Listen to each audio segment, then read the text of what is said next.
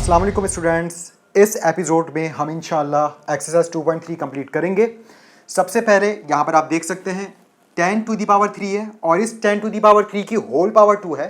It means कि 10 to the power 3 दो बार लिखकर मल्टीप्लाई करवाना है। तो आप इसको ऐसे लिख सकते हैं 10 to the power 3 into 10 to the power 3। यानी कि अब ये सवाल बिल्कुल पिछली एक्सरसाइज जैसा बन गया है, यानी कि जस्ट क्योंकि बेसिस सेम है आपको पावर्स को ऐड करना है, या यूं कह लीजिए कि आपको बस ये बताना है कि 10 कुल कितनी बार लिखकर मल्टीप्लाई हो रहा है। तो 3 बार यहां मल्टीप्लाई हो रहा है, 3 बार यहां मल्टीप्लाई हो रहा है। इट मीन्स कि 10 की जो टोटल पावर है यहां पर वो 6 है, क्योंकि जब भी बेसिस सेम होती हैं हम पावर्स ऐड करते हैं। लेकिन इसी को करने का एक शॉर्ट तरीका भी है, और वो शॉर्ट तरीका ये है कि जब कभी भी एक होल पावर आ जाए, यानी कि एक तो ओरिजिनल पावर है आपके पास जो कि बिल्कुल बेस के साथ जुड़ी है, और फिर उस पावर के बाद भी एक और पावर आ जाए, तो याद रखिएगा इस सिचुएशन में दोनों ही पावर्स आपस में मल्टीप्लाई होती हैं। तो आप डायरेक्ट भी जवाब दे सकते थे 3 इंटू 2 6। तो जब एक ही बेस पर एक पावर हो, फिर पावर समेत उस बेस पर एक और पावर हो, तो हमेशा पावर्स आपस में मल्टीप्लाई होती हैं। या यूं कह लीजिए कि जब कोई पावर किसी ब्रैकेट के अंदर आती है और वहां पहले से कोई पावर मौजूद होती है तो वो उससे मल्टीप्लाई होती है। और पावर सिर्फ ऐड कब होती हैं? जब वो पावर्स बेसिस पर अलग अलग लिखी हों और बेसिस सेम हो। यहां पर भी बेस 10 है, यहां पर भी बेस 10 है, यानी कि यहां पर बेसिस सेम है, लेकिन यहां पर इस 10 के ऊपर पावर 3 है, यहां पर इस 10 पर पावर 3 अलग लिखी है, तो यहां पर अब पावर्स ऐड होंगी। मगर यहां पर बेस एक ही थी और उसके ऊपर एक पावर थी, फिर उसकी अगेन एक और होल पावर थी। तो इस सिचुएशन में आप डायरेक्ट मल्टीप्लाई करके जवाब दे सकते हैं 2 3 6।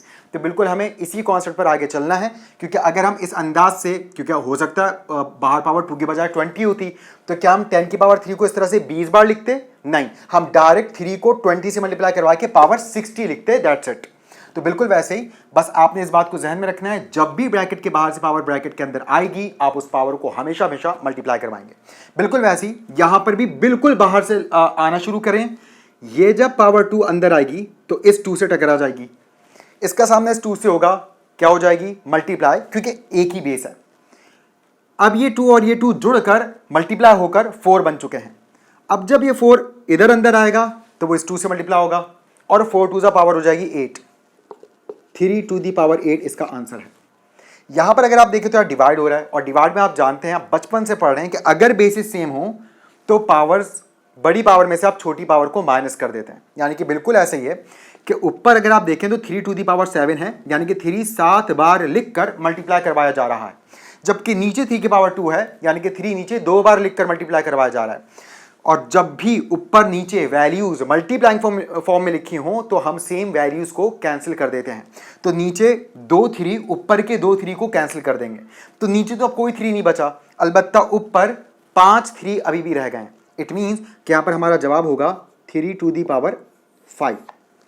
और मैट्रिक क्लास में अब आपको इस तरह के सवालात इसी तरह डायरेक्ट करने होते हैं। एग्जाम्स में आपको बिल्कुल इस बात की जरूरत नहीं है कि आप बचपन की तरह इस 3 को पहले 7 टाइम्स लिखकर दिखाएं,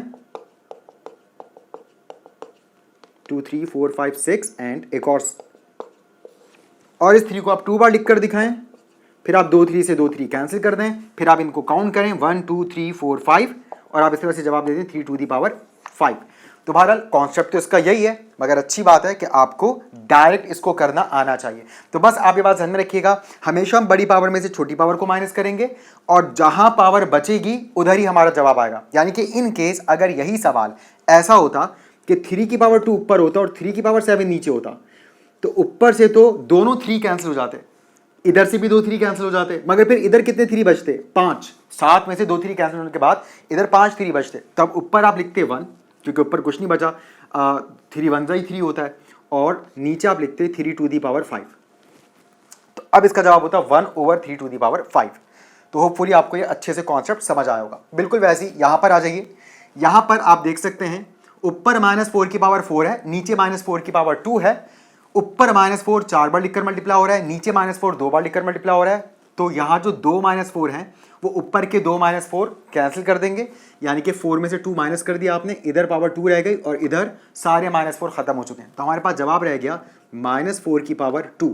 फिर आप जानते हैं माइनस साइन जब 2 बार लिखकर मल्टीप्लाई करवाएंगे तो वो तो प्लस हो जाएगा, और जब आप 4 को 2 बार लिखकर मल्टीप्लाई करवाएंगे तो जवाब 16 आ जाएगा।